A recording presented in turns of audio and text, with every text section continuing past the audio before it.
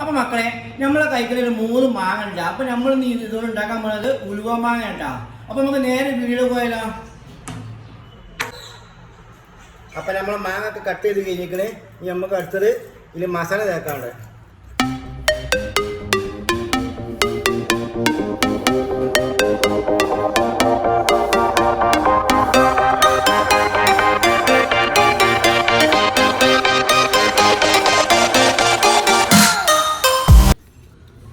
അപ്പോൾ നമ്മൾ ഇത് വെയിലത്ത് വെച്ചിട്ട് ബാക്കി ഇതൊന്ന് ഉണങ്ങണം കേട്ടോ. നല്ല ഡ്രൈ ആവണം. ഇവിടെ മേലെ ആകുമ്പോൾ നല്ല വെയിലും കിട്ടും. അപ്പം നമുക്ക് ബാക്കി പിന്നെ വെച്ചാൽ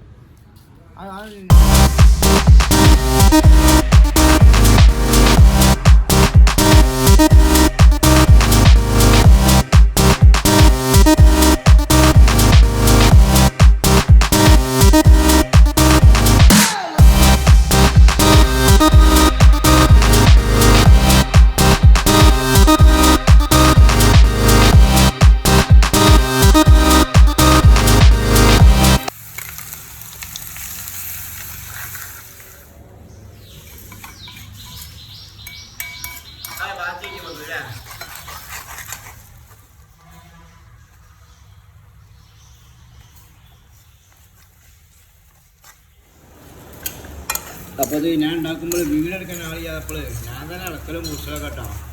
നമ്മൾ മാമ്പഴ പുളിശ്ശേരി മാമ്പഴ അച്ചാർ അല്ല മാങ്ങ അച്ചാർ റെഡി ആയിക്കൊണ്ടിരിക്കുക കേട്ടോ.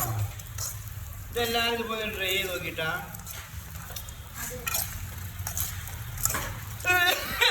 ഈ അച്ചാറിൻ്റെ പേരും ഉലുവച്ചാർ കേട്ടോ. ഉലുവ മെയിനായിട്ട് വേണ്ടത് കണ്ണോളിയും നമ്മൾ ലാസ്റ്റ് ചടങ്ങാണ് നടക്കാൻ പോണത്. നമ്മൾ ഉലുവച്ചാർ റെഡി ആയില്ല.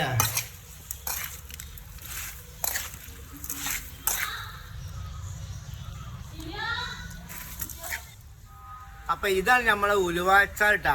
ഉലുവ മാങ്ങ അച്ചാർ ഇല്ല, നമുക്ക് കഴിച്ചു നോക്കല്ല.